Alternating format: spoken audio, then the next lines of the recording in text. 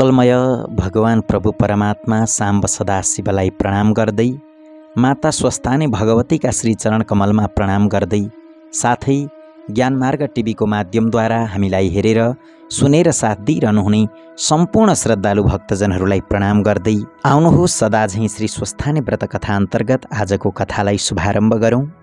हिजो हामीले 18 अध्यायको कथा श्रवण गरेका थियौँ भने आज हामी 19 अध्यायको कथा श्रवण गर्दैछौँ, जसमा माघ मास महिमा उपाख्यानको बारेमा वर्णन गरिएको छ। एकचित्त भएर मन लगाएर कथा श्रवण गर्नुहोला।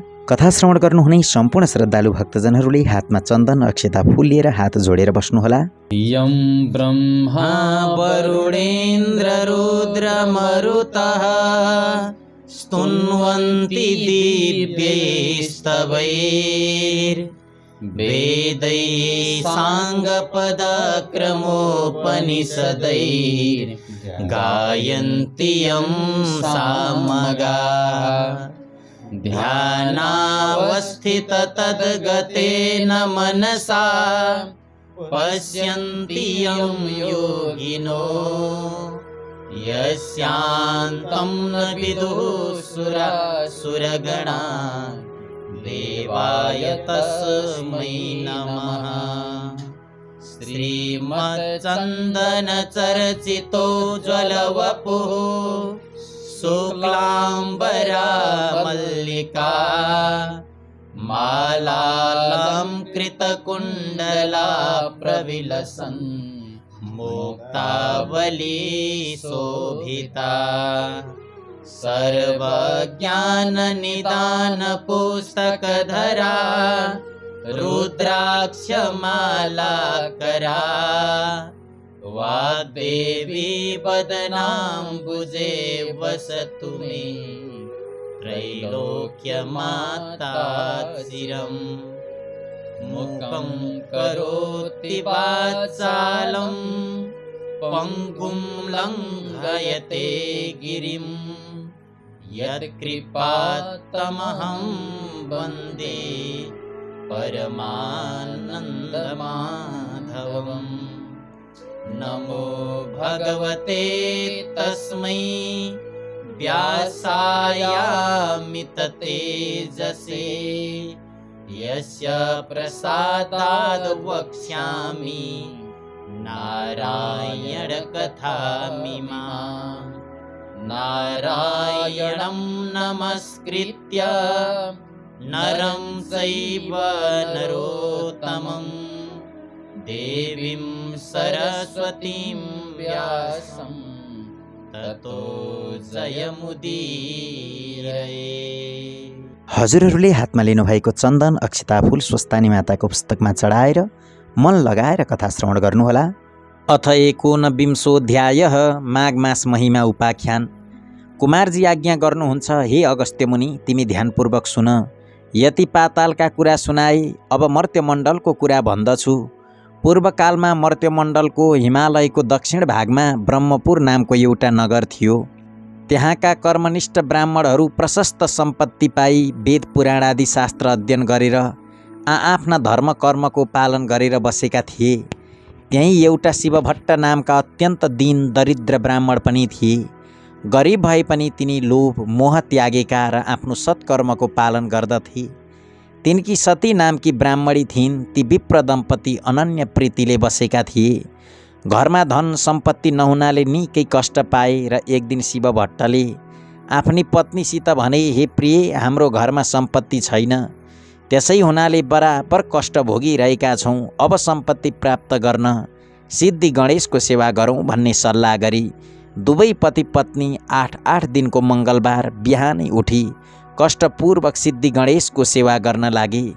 यही क्रमले निकै दिन बितेपछि सिद्धि गणेश प्रसन्न भई दर्शन दिए र भन्नुभयो, हे शिवभट्ट ब्राह्मण, हे सती ब्राह्मणी, तिमी दुवैको सेवाले म प्रसन्न भएँ। जे इच्छा छ सो वरदान माग।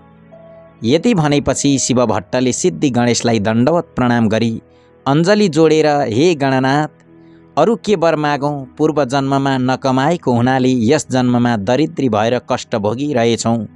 अब सम्पत्ति पाउने इच्छाले हजुरको सेवा गरेका हौँ। सम्पत्ति दिई कष्ट निवारण गरिदिनुहोस् भनी बिन्ती चढाए। अनि सिद्धिविनायकले आज्ञा भयो, हे शिव भट्ट, आजको 8 दिनमा मङ्गलबार बिहानै आई मेरो पूजा गर्नु। उसै बेला मेरो मुखेन्जी जो देखौला त्यो घर लगी तसलामा राखी माथिबाट तसलैले छोपिदिनु। 4 दिनपछि छोपेको तसला झिकी हेर्नु, सुन होइरहला। अनि त्यसका प्रभावले प्रशस्त सम्पत्ति पाई सुखी हुनेछौ। तिमीलाई सम्पत्ति हुने वरदान दिएँ, अब आफ्नो घर जाऊ।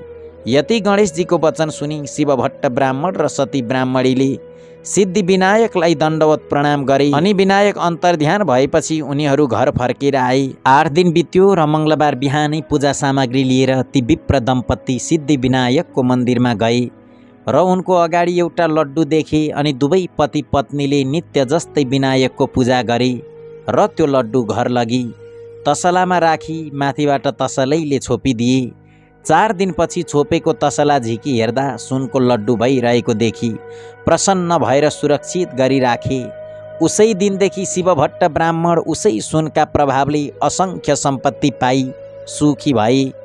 10 घर डुली भिक्षा मागेर खाने शिवभट्टले सम्पत्ति पाएपछि एक दिन आफ्नी स्त्रीसित भने, हे सती, पूर्व जन्ममा दान धर्म गर्न नसकेकोले यस जन्ममा कष्ट भोग्यौँ। अब सिद्धिविनायकको कृपाले सम्पत्ति भयो। अब यस जन्ममा दान धर्म नगरी अर्को जन्ममा फेरि दरिद्री भई कष्ट पाउने छौँ।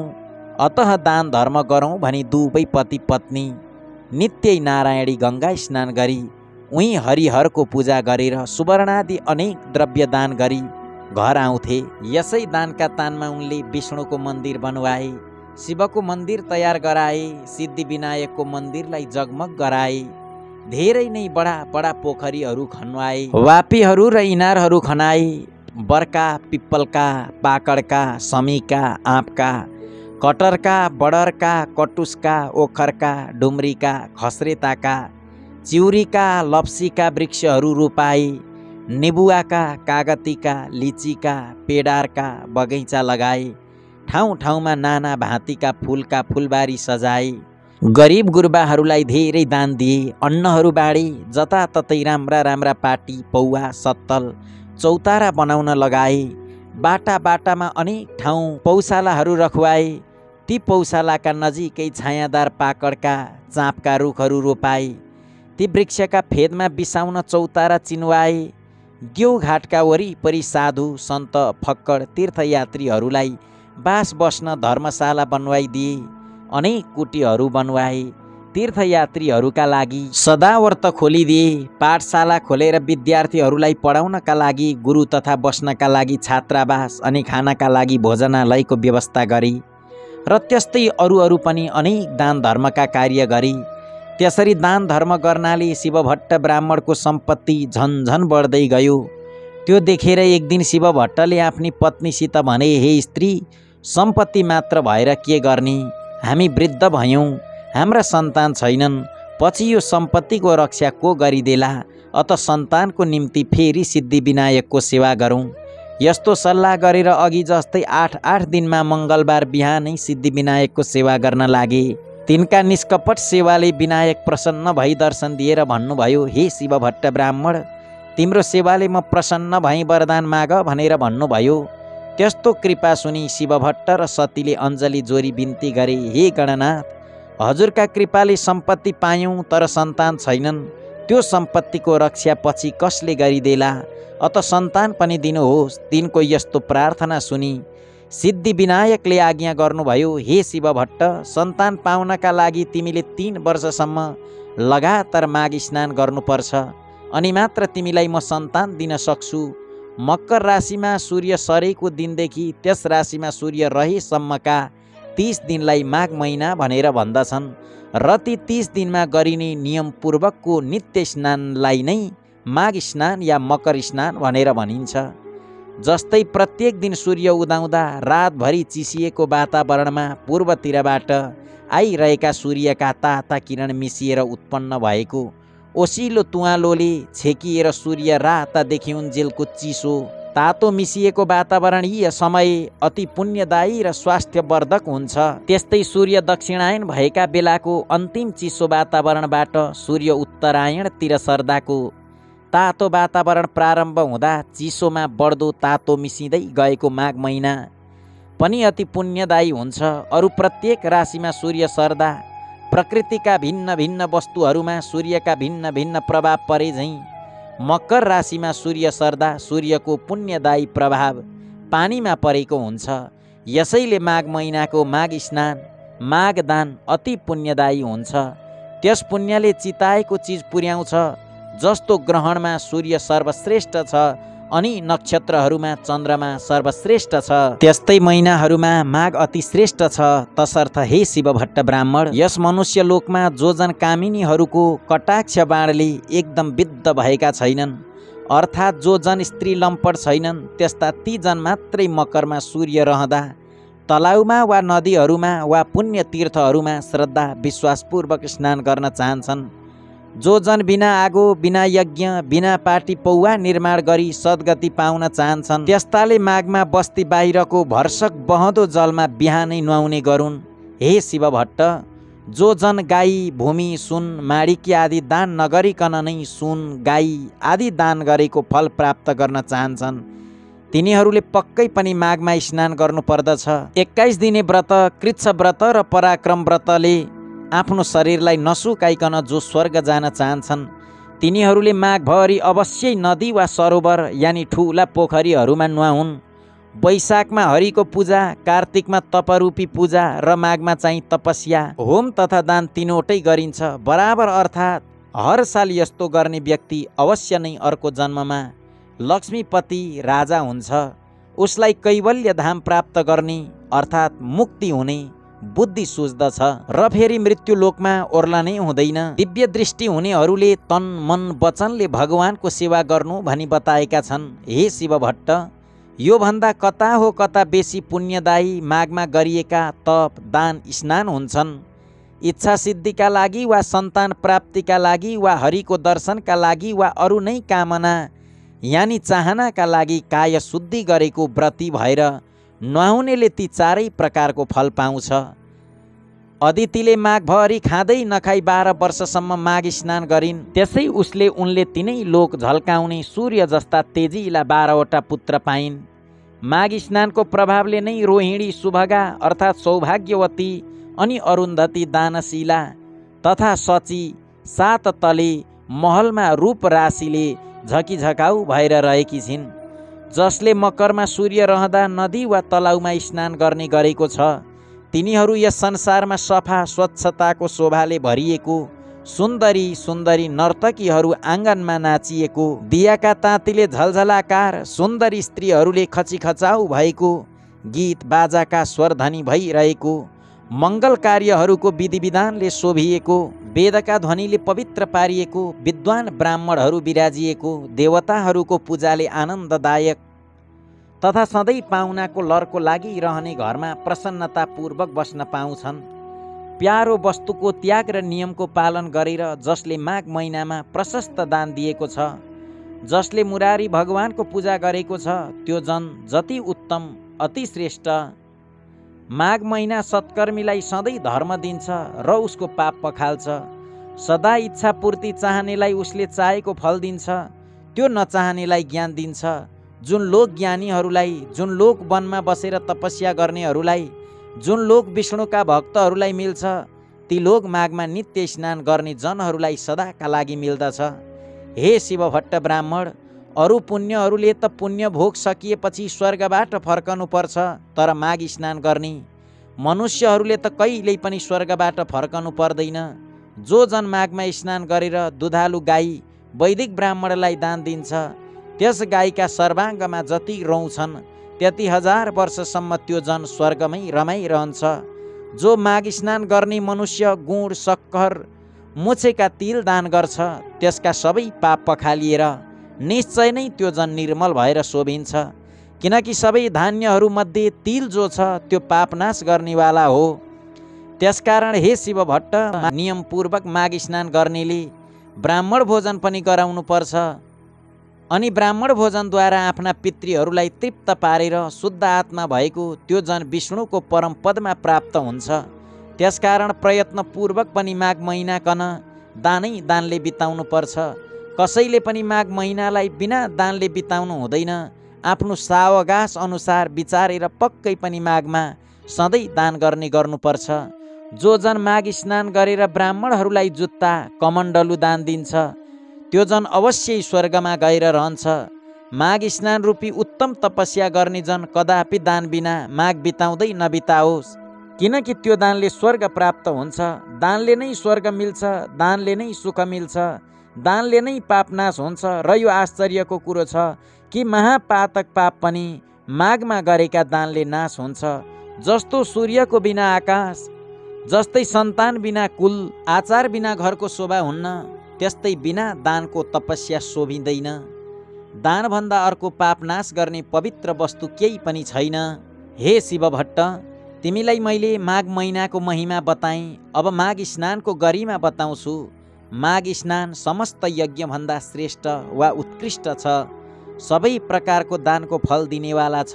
र माघ स्नान सबै प्रकारका व्रत र तपस्याको समान पुण्यदायक छ। माघ स्नानको प्रभावले अति शुद्ध मन भएका मानिसहरू पितृ कुल मातृकुल दुवै कुलका पितृहरूलाई स्वर्गमा थन्क्याएर अनि उज्जवल उज्जवल चेहरा भएका आफूहरू चाहिँ अत्यन्त राम्रा, जता चितायो उतै चल्ने श्रेष्ठ विमानहरूमा चढेर स्वर्ग जान्छन्। जो मनुष्यहरू सधैँ पाप गर्दछन्, सधैँ दुराचार गर्दछन् र कुमार्गमा चल्दछन्, त्यस्ता जन पनि जो माघ स्नान गरेर हरिको पूजा गर्दछन् भने ती पनि यहाँ पापहरूबाट छुट्दछन्।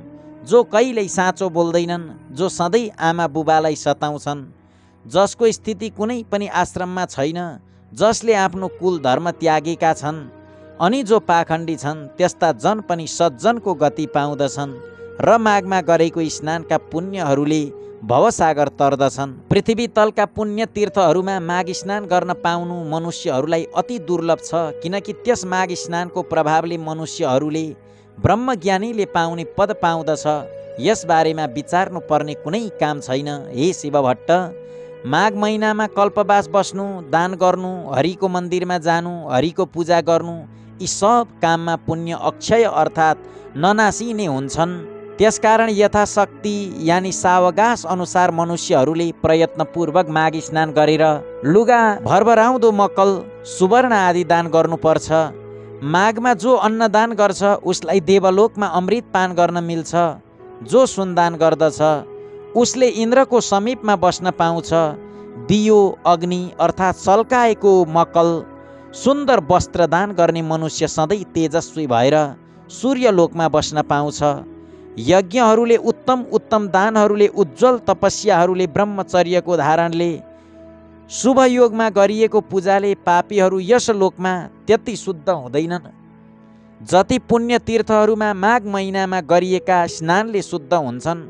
जो मनुष्य माघ महिनामा आधा सूर्य उदाएको बेलामा पुण्य तीर्थहरूमा स्नान गर्दछन् तिनीहरू पाप गर्ने नै भए पनि तिनको नरकमा दुःख समूहको सन्ताप अनि सही नसक्नुको यातना भोग्न जानु पर्दैन।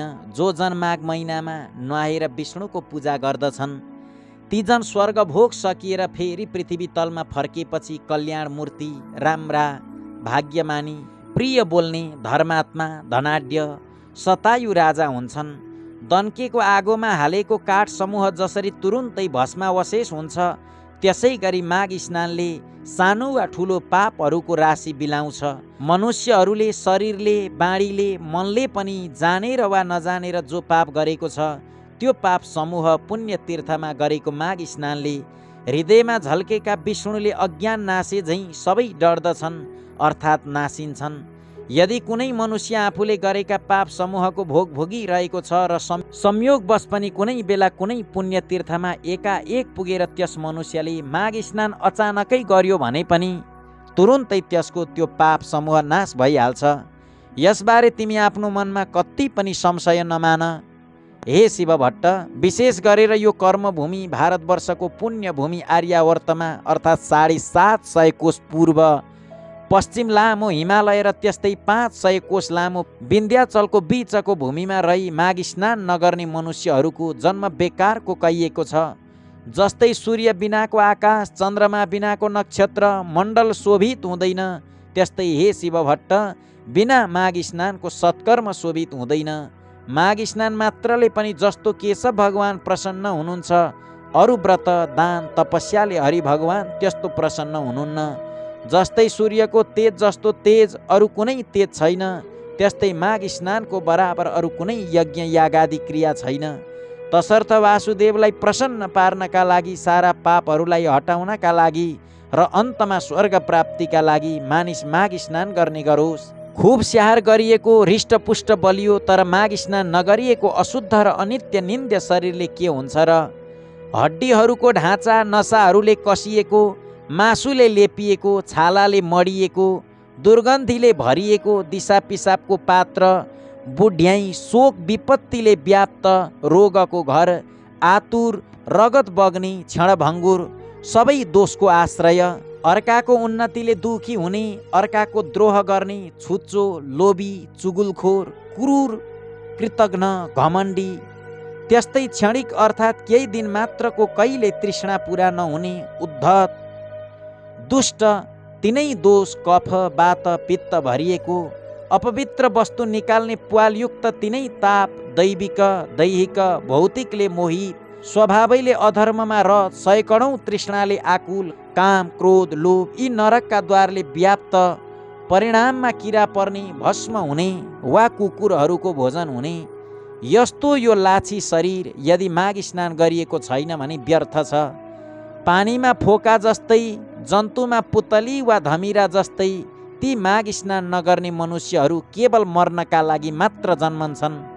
विष्णु भगवानलाई नमान्ने ब्राह्मण धिक्कार हो, जोगीहरूको श्राद्ध धिक्कार हो, ब्राह्मण नभएको ठाउँ धिक्कार हो, आचार नभएको कुल धिक्कार हो, घमण्डले युक्त धर्म धिक्कार हो, क्रोधले युक्त तपस्या धिक्कार हो, बिना दृढताको ज्ञान धिक्कार हो, अल्छीको शास्त्र धिक्कार हो, आफ्ना मान्यजनको श्रद्धा भक्ति नगर्ने नारी धिक्कार हो, त्यस्तै नै गुरुको सेवा नगर्ने ब्रह्मचारी धिक्कार हो, नदन्केको आगोमा गरिरहेको होम धिक्कार हो, साक्षी बिनाको निर्दोषता धिक्कार हो, उपजीविका अर्थात् शरीर व्यापारले जीवन चलाउने कन्या धिक्कार हो, आफ्ना लागि मात्रै पकाइएको भोजन धिक्कार हो, शूद्रका घरको भिक्षा यानि चन्दाले गरिएको यज्ञ धिक्कार हो, कृपणको धन धिक्कार हो, अभ्यास नगरिएको विद्या धिक्कार हो, प्रजासँग विरोध गर्ने राजा धिक्कार हो, जिउनका लागि गरिएको तीर्थ धिक्कार हो, केवल जीवन चलाउनका लागि गरिएको व्रत धिक्कार हो, झुटो तथा चुगुलखोरी बाणी धिक्कार हो,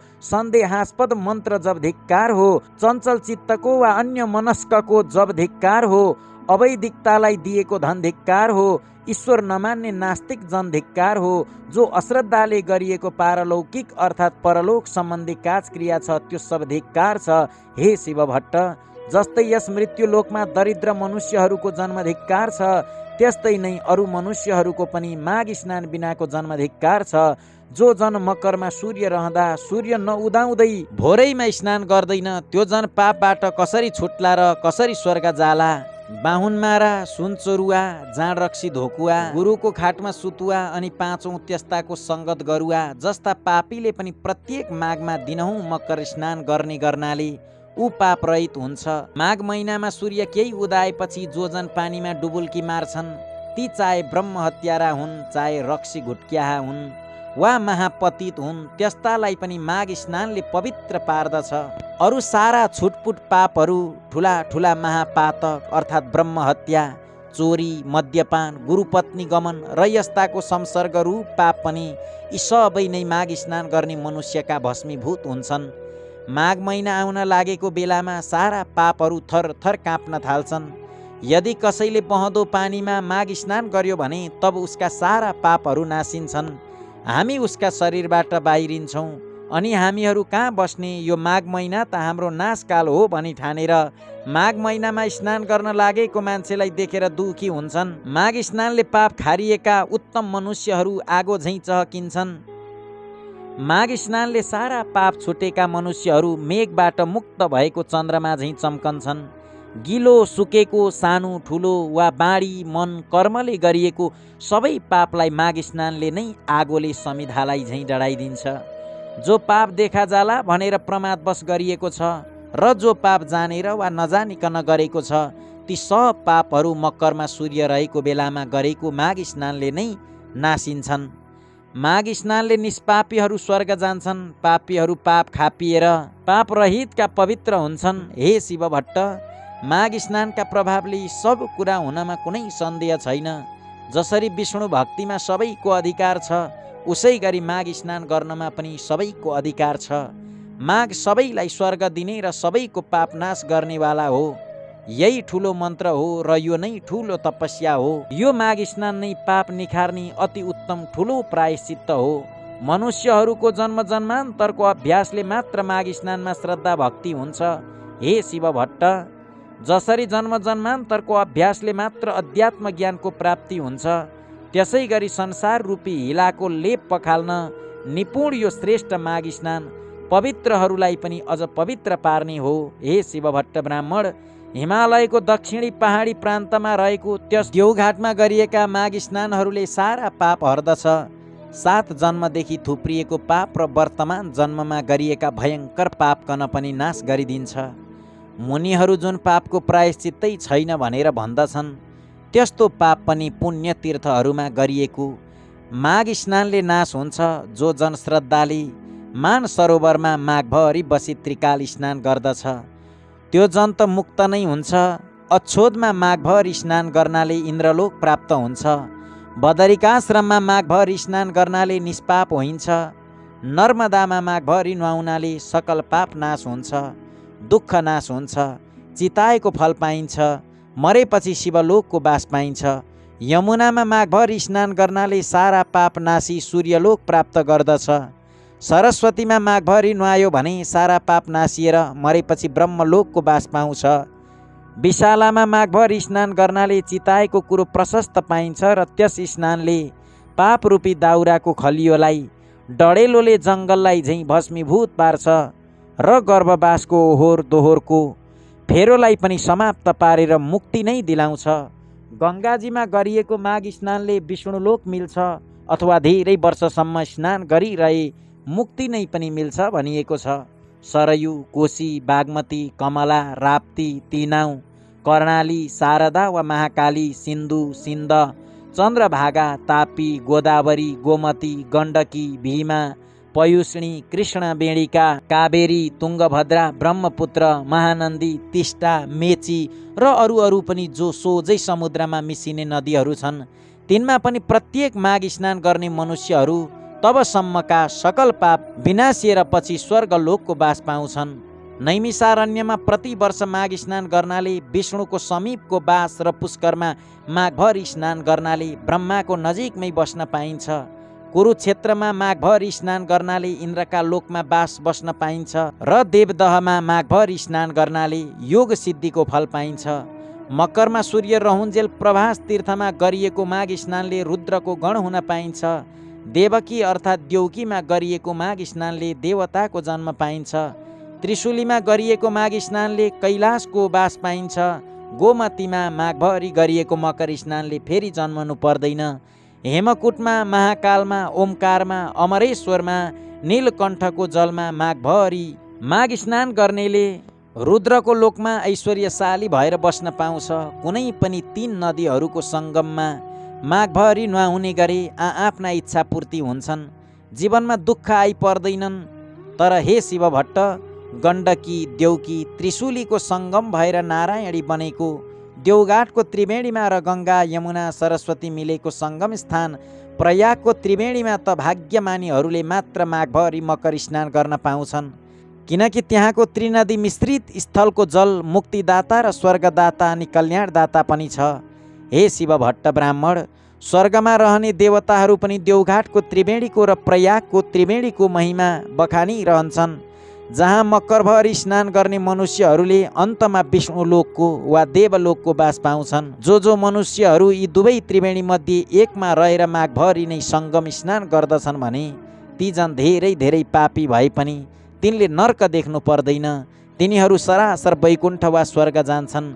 किनकि हे शिव भट्ट, उहिले ब्रह्माजीले तराजुको एकापट्टिको पलडामा समस्त तीर्थहरू, व्रतहरू, दानहरू, तपस्याहरू, यज्ञहरूका पुण्य फलहरूलाई र अर्कापट्टिको पलडामा देवघाटमा गरिएका माघ स्नानहरूको पुण्य फललाई राखेर तौले त माघ स्नानको पुण्य फल नै भारी भयो। फेरि त्यसै गरी एकापट्टि देवघाटको त्रिवेणीको पुण्य फल र अर्कोपट्टि प्रयागको त्रिवेणीको पुण्य फललाई राखेर तौलदा पनि देवघाटकै माघ स्नानको पुण्य फल केही भारी नै भयो। यस्तो पुण्यदायी ती त्रिवेणीमा जो जन माघे सङ्क्रान्तिको अघिल्लै दिन उहाँ पुगेर उही महिनैभरि कल्पवास बसी लगातार 20 वर्षसम्म माघ स्नान गर्दछ, तिनले सधैँको लागि कैलाशको बास पाउँछन्। त्यस्तै गरी 40 वर्ष लगातार माघ स्नान गर्नेले निरन्तर स्वर्गको बास पाउँछ र सधैँ 12 महिना त्यहीँ रहेर विष्णु भगवानको मन्त्र निश्चल मनले जप्तै 60 वर्षसम्म लगालग जो जन स्नान गर्दछन् तिनले त कैवल्य धामको आनन्दमय लोकमा सदाका लागि बास पाउँछन्। अनि हे शिव भट्ट, कहिले सृष्टि भो र कसरी भो, अनि कहिले अन्त हुन्छ र कसरी हुन्छ भन्ने आदि र अन्तको निदो नभएकोले अनादि अनन्त कहिने 24,000 कोषको गोलाइ भएको धगधकाउँदो रापिलो आगोको गोला सूर्य र त्यसभन्दा 4.5 करोड कोष तल रहेको चिसो न चिसो पानीको 12,000 कोष गोलाइको अविनाशी दह समुद्र यी दुवैलाई निराधार निरालम्ब आकाशमा आआफ्नै धुरी र वृत्तमा नियमित रूपले नियममा राखी अड्याइ राख्ने त्यो कुन शक्ति हो भन्ने सोची त्यो शक्तिलाई ठम्याई त्यसलाई जान्नु नै ज्ञान हो र त्यो सत्य शक्तिलाई जान्न वेद विहित सत्मार्गमा चल्नु नै सनातन प्रमुख धर्म हो। हाम्रा चालु आँखाले प्रकाशलाई र प्रकाश परेका तर नछेकिएका वस्तुलाई भ्याएसम्म देखे झैँ यिनै सूर्य र समुद्रका बीचको आकाशमा रहेका तर यी आँखाले नदेखिने किन्तु मनुष्य मात्रको नाकको फेदमा भएको भ्रिकुटीको भित्र शक्ति रूपले रहेको त्यो दिव्य दृष्टि जुन विराट स्वरूपको दर्शनका लागि एकछिन मात्र श्री कृष्णले आफ्नो योग बलले अर्जुनको दिव्य दृष्टिकन उगारिदिए झैँ आफ्नै तपस्याले उगारिदिएका दिव्य दृष्टिले मात्रै देखिने स्वर्ग नर्क आदि लोक देख्नलाई चाहिने कहिलेकाहीँ यिनै आँखामा झिलिक्क गर्ने दिव्य दृष्टि उगार्न गरिने स्वप्रयास नै तपस्या हो र त्यस तपस्या हजुरहरूले हातमा लिनुभएको चन्दन अक्षता फूल श्री स्वस्थानी माताको पुस्तकमाथि चढाउनुहोस्। ध्यान नै योग हो। यी सबै सत्प्रयास सिद्धिका लागि आवश्यक पर्ने पहिलो प्रयास शरीर शुद्धि हो र शरीर शुद्धिका लागि चाहिने प्रारम्भिक प्रयास त्यो नियमपूर्वकको मकर स्नान नै हो। अर्थात् ज्ञान रूपी चोटामा चढ्न चाहिने लिस्नोको पहिलो खुड्किलो मकर स्नान हो। तसर्थ हर साल गरिएको विष्णु भक्ति पूर्वकको मकर स्नानले जसरी ती माघ स्नान गर्नेहरूलाई मरेपछि शिवलोक इन्द्रलोक सूर्यलोक पुर्याउँछ र त्यही चिरस्थायी वासस्थान दिलाउँछ, त्यसरी नै यसै लोकमा पनि सन्तान चाहनेहरूलाई सन्तान अनि सुख शान्ति पनि दिलाउँछ। जसरी उहिले 5 वटी गन्धर्व कन्याहरू आपसका सरापले प्राप्त भएको कठिन पापको फल पिशाच भएर भोगिरहेका थिए, पछि लोमस ऋषिको उपदेश रूपी बाणीले नै माघ महिनामा गरिएका त्रिवेणी स्नानका प्रभावले ती गन्धर्व कन्याहरू शराबबाट आश्चर्यसित छुटे र अनि उसै बटुक प्रसिद्ध बेटासँग बिहे भयो। बिहे भएको 7 वर्षसम्म पनि सन्तान नभएर पिरिएका तिनीहरूलाई पछि फेरि लोमसले नै 3 वर्षसम्म 3 छाडे दह अक्षोदमा लगालग नियमपूर्वक मकर स्नान गराए। तब तिनीहरूले 3 वर्ष बिराएर घ्याल ती छोराछोरी पाएका थिए। यो आश्चर्य लाग्दो कथा पनि सन्तान चाहने तिमीलाई अर्को मङ्गलबार म सुनाइदिनेछु भनेर भन्नुभयो। इति श्री स्कन्द पुराणे केदार खण्डे माघ महात्म्ये कुमार अगस्त्य संवादे श्री स्वस्थानी परमेश्वरी व्रत कथायां माघ मास महिमा वर्णनम नाम 19विंशोऽध्यायः। कथा श्रवण गरिसकेपछि सम्पूर्ण श्रद्धालु भक्तजनहरूले फेरि हातमा चन्दन अक्षता फूल लिएर हात जोडेर बस्नुहोला। उपनयतु मङ्गलं वः सकल जगन मङ्गलालयः श्रीमान् दिनकर किरण निबोधित नवनलिन दल निवेक्षणः कृष्णः काले वर्षतु पर्जन्यः पृथिवी देव्रे हातले दाहिने कान दाहिने हातले देव्रे कान समाएर पुस्तक ढोग्नुहोला र सबैले एकै स्वरमा जयकार लगाउनुहोला। भन्नुहोस् सबैले श्री स्वस्थानी माताको। अपुत्रः पुत्रिणः सन्तु पुत्रिणः सन्तु पौत्रिणः निर्धनः सधनः सन्तु जीवन्तु शरदां शतम् तत्रैव गङ्गा यमुना च तत्र गोदावरी सिन्धु सरस्वती च तीर्थानि सर्वाणि वसन्ति तत्र यत्राच्युतोदारकथा प्रसङ्गः या कुन्देन्दुतुषारहारधवला या शुभ्रवस्त्रावृता या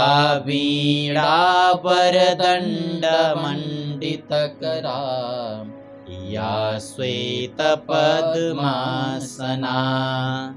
या ब्रह्माच्युतशङ्करप्रभृतिभिर्देवैः सदा वन्दिता सा मां पातु सरस्वती भगवती निःशेषजाड्यापहा कायेन वाचा मनसेन्द्रियैर्वा बुद्ध्यात्मना वा प्रकृतिस्वभावात् करोमि यद्यत् सकलं परस्मै नारायणायेति समर्पयेत् तत्। हजुरहरूले हातमा लिनुभएको चन्दन अक्षता फूल श्री स्वस्थानी माताको पुस्तकमाथि चढाउनुहोस् र देब्रे हातले दाहिने कान दाहिने हातले देब्रे कान समाएर पुस्तक ढोग्नुहोला र सबैले एकै स्वरमा जयकार लगाउनुहोला। भन्नुहोस् सबैले श्री स्वस्थानी माताको